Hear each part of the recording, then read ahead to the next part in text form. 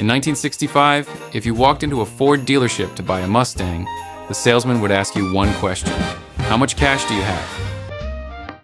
Today, if you walk into that same dealership, they ask a very different question: how much do you want to pay per month? That shift from price to payment is the greatest magic trick in financial history.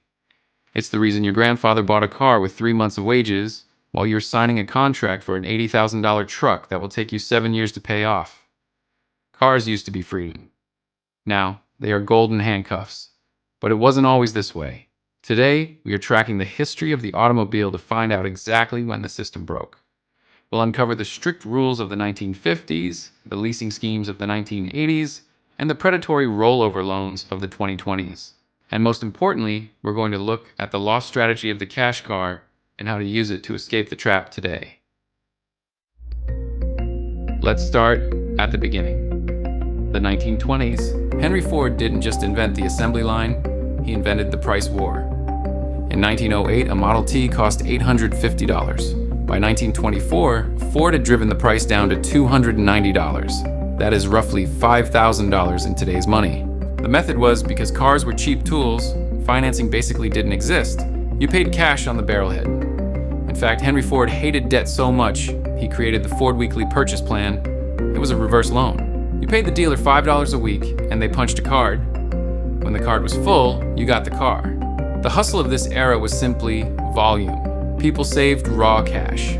If you couldn't afford a new one, you didn't take out a loan. You bought a used one for $50 and learned to fix it yourself with a wrench and a hammer. The car was an asset you owned, not a liability that owned you.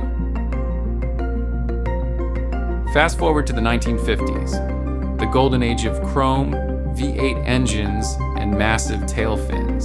This was the era where the car stopped being just a tool and became your status symbol. But there was a dark side to this glamour. This is when General Motors perfected a marketing strategy called planned obsolescence. They started changing the body style of cars every single year. Why? To psychologically weaponize your neighbor against you. If you were driving a 55 Chevy and your neighbor pulled up in a 56 with bigger fins, you looked outdated. It created a burning desire to upgrade constantly.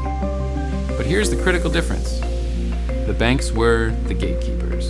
Unlike today, where they will lend $50,000 to anyone with a pulse, 1950s bankers were ruthless. The standard auto loan had two non-negotiable rules. 30% cash down, no zero down, sign and drive events, 24-month maximum term. Think about that, 2 years. If the monthly payment on a 24-month loan was too high for your salary, the banker didn't extend the loan to 7 years to lower the payment. He looked you in the eye and said, "No, you can't afford this car." It was a brutal reality check that prevented people from drowning in debt. The hustle. Because credit was tight, young men had to invent the trade-up ladder. You didn't start with a new Bel Air. You started with a $50 junker that didn't run. This was the golden age of the driveway mechanic. Knowing how to rebuild a carburetor wasn't a hobby. It was a financial survival skill. You bought a wreck, fixed it with sweat equity, drove it for a year, and sold it for a profit. You took that cash, combined it with your savings, and moved up to a slightly better car. You climbed the ladder one rung at a time. You earned the status. You didn't sign your soul away for it. Then came the 1980s, the era of excess and inflation. Car prices skyrocketed. Interest rates hit 18%. Suddenly, the math of the 24-month rule broke. Nobody could afford the monthly payments on a 2-year loan for a luxury car. Manufacturers panicked. They had to move metal. So they invented a new financial product to hide the price: the lease. The trap. They told consumers, why pay for the whole car? Just pay for the part you use. It sounded logical, but it was a psychological weapon.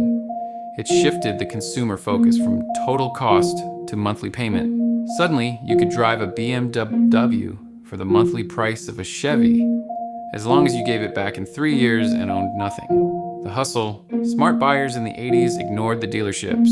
They used the classifieds. This was the golden age of the private party sale. The hustle was finding a grandma car, a low-mileage Buick kept in a garage, paying cash for it and driving it for 10 years while everyone else was trapped in a lease cycle. The average price of a new car is nearly $50,000. A decent pickup truck is routinely $80,000, but wages haven't tripled since the 90s.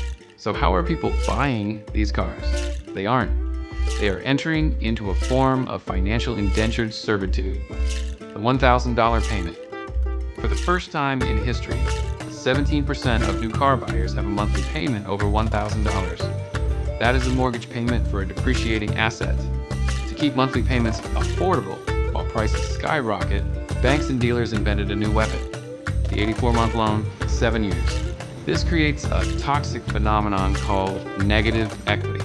Because a car loses 20% of its value the moment you drive it off the lot, but your 7-year loan pays down the principal so slowly, you stay underwater for 5 or 6 years. You owe $40,000 on a car that is only worth $28,000. The rollover trap. This is the darkest part of the modern industry. When you get tired of that car after 3 years and want to trade it in, you can't. You owe more than it's worth, so the dealer offers a solution. They say, "Don't worry, we'll roll that extra $10,000 you owe into your new loan." They take the debt from your old car and stack it on top of the debt for your new car. Now you're paying interest on a car you don't even own anymore, rolled into a loan for a car you can't afford. This is how people end up with $60,000 loans on a Toyota Camry. It is a mathematical death spiral designed to keep you making payments till the day you die. You aren't driving a car, you're driving a rolling ball of compound interest. So, how do you escape?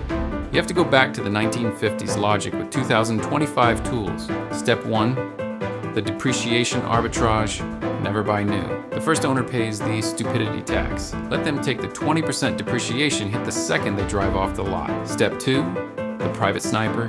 Don't go to dealerships. Use Facebook Marketplace or Craigslist. Use AI tools to scan listings for keywords like moving, divorce, or must sell. These are motivated sellers. Step 3, the 20/3/8 rule. If you must finance, use the money guy rule.